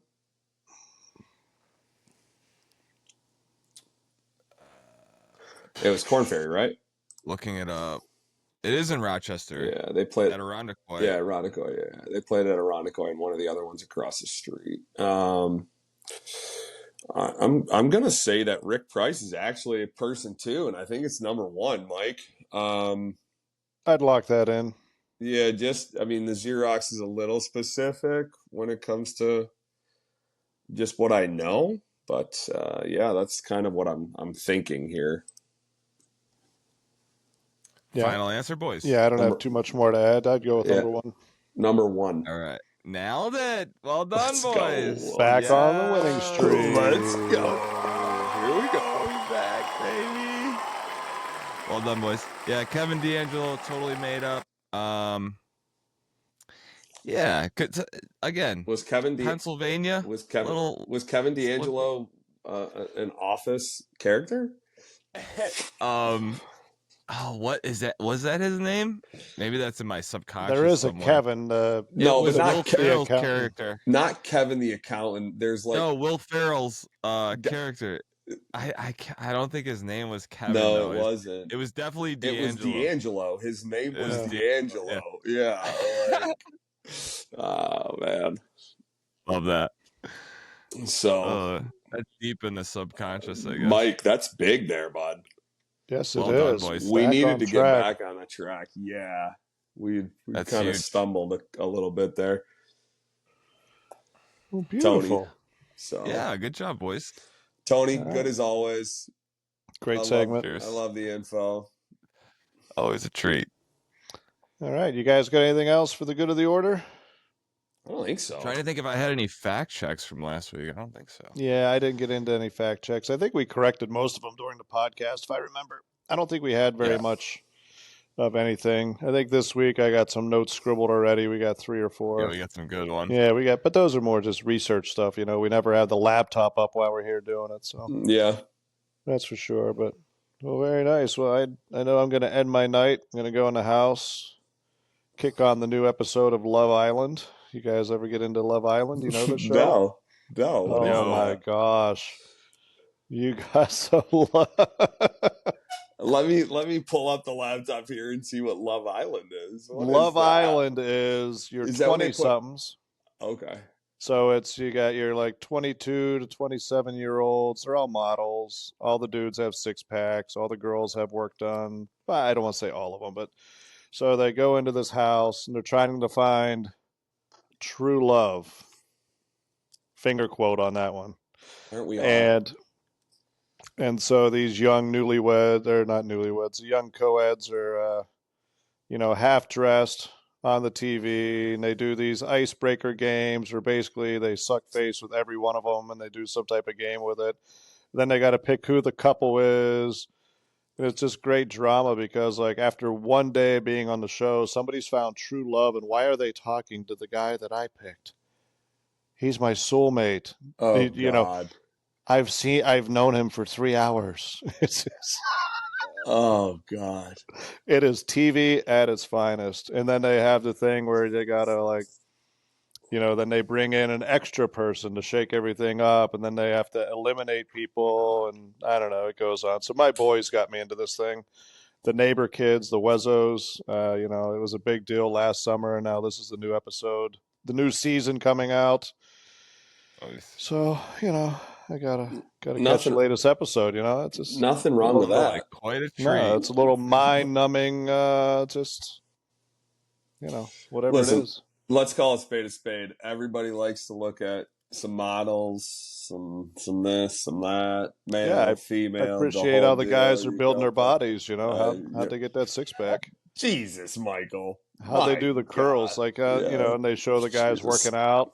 I'm getting some tips. Jesus. Should we have Tony pull up his Tony's got like a 4.5 to 6 pack going. He's like somewhere Does right he? in there. What do you wanna do, Tony? Player or He hit the wrong one. Oh, that's fantastic. Speaking of I six love it. pack, Under no circumstance am I taking my shirt off for this. I never said you had to take your shirt off. Just pull it up a little bit. Like, don't get too rambunctious, buddy. Like, No, I'm good. I did felt Only a like select the whole few, six I'd pack say. thing, and I started thinking about what I eat, and that just trickled down to the one thing that I failed at today on the golf course, Duval. no Was hot dog. it was heartbreaking. No halfway house was open. Oh man. I went 37-43. I mean, are you kidding me? There's no halfway house. Yeah, Brutal. that's No energy. A humid day. I'm wearing pants. I Can't kind even, of I mean, yeah, I kind of feel like that might be something you need to check out when you're making your schedule. I may need to take like a may need to take. Like- It might be. like- We're not doing check- any more Rochester. Yeah, check with events. the pros. Like, you We need a should have been sailor. in with the Agostino and been like, hey, are we gonna have a halfway house? Because if not, I'm gonna have to tell Tony to get another partner. I mean, Well, either Just that or I saying. bring a little mini hibachi, like a Yeah. little, Oh like a my little, God. like a little charcoal. Throw it on the back of the nothing fired wrong up with while that. we're going. Yeah. Yeah, nothing wrong with that. That would be the best day ever. But Yeah. I mean, I'm Be actually grilling and playing. I'm actually kind of shocked that you haven't played a little bit better than you played well at Penn Hills, but I mean they've got like an array of the menu that they have going there is like brats, burgers, Well- dogs. Like, you can probably get a chicken sandwich. Like, you can. The problem there is chicken salad, I got to though? wean off because I get one of everything. And then I go to the par 3, number 11, and I'm trying to swing 180 yards up the hill with OB left, bunker right, and I just downed 2 dogs, a burger, and a chicken Sammy while I'm sitting there waiting to tee off for 15 minutes because it's just, that's the way the shotgun works. And Listen, you're not moving once you take all that down. I understand. I mean, there is a little bit of like self-management and self-control Gotta have some that needs to be shown. Yeah. But When it's concession stand food, I have zero self-control. hey, listen, moving It's forward, unbelievable. that might be a strategy. I'm going to have to make it one. Yeah. Or one of those, what is it, like a granola bar or nature bar or something people take? Eat them during the round? No, cut that out. No, cut that. out. Then they get, the issue with those is like you eat a granola bar, like one of those Nature Valley. The thing that, unless you bring plackers, like you eat one of those and the next thing you know, you're like standing over an 8-footer and you're like worried about getting that thing out of the back of your tooth. So like, just True. like, yeah, no Very Nature true. Valley bars. Yeah, you're digging at them. Yeah, you're out. So, Good stuff. All right, guys. Tony. Pro insight right there. It's just Been there, Can't find that anywhere else. Been there, done that, buddy. Like, Yeah. like, worst sponsor on tour. Worst sponsor on tour. You want some of that healthy Nutra granola? No. Nobody No. wants to give you the real deal when it comes to that stuff. Give me a hot dog or die. Yes. Like, so, Oh, that's great. boys, what a great week. contender. This dude is having button problems tonight. Very much so. Ah, what a treat. Gentlemen, Cheers, gentlemen. have a good evening. See you next week. Try.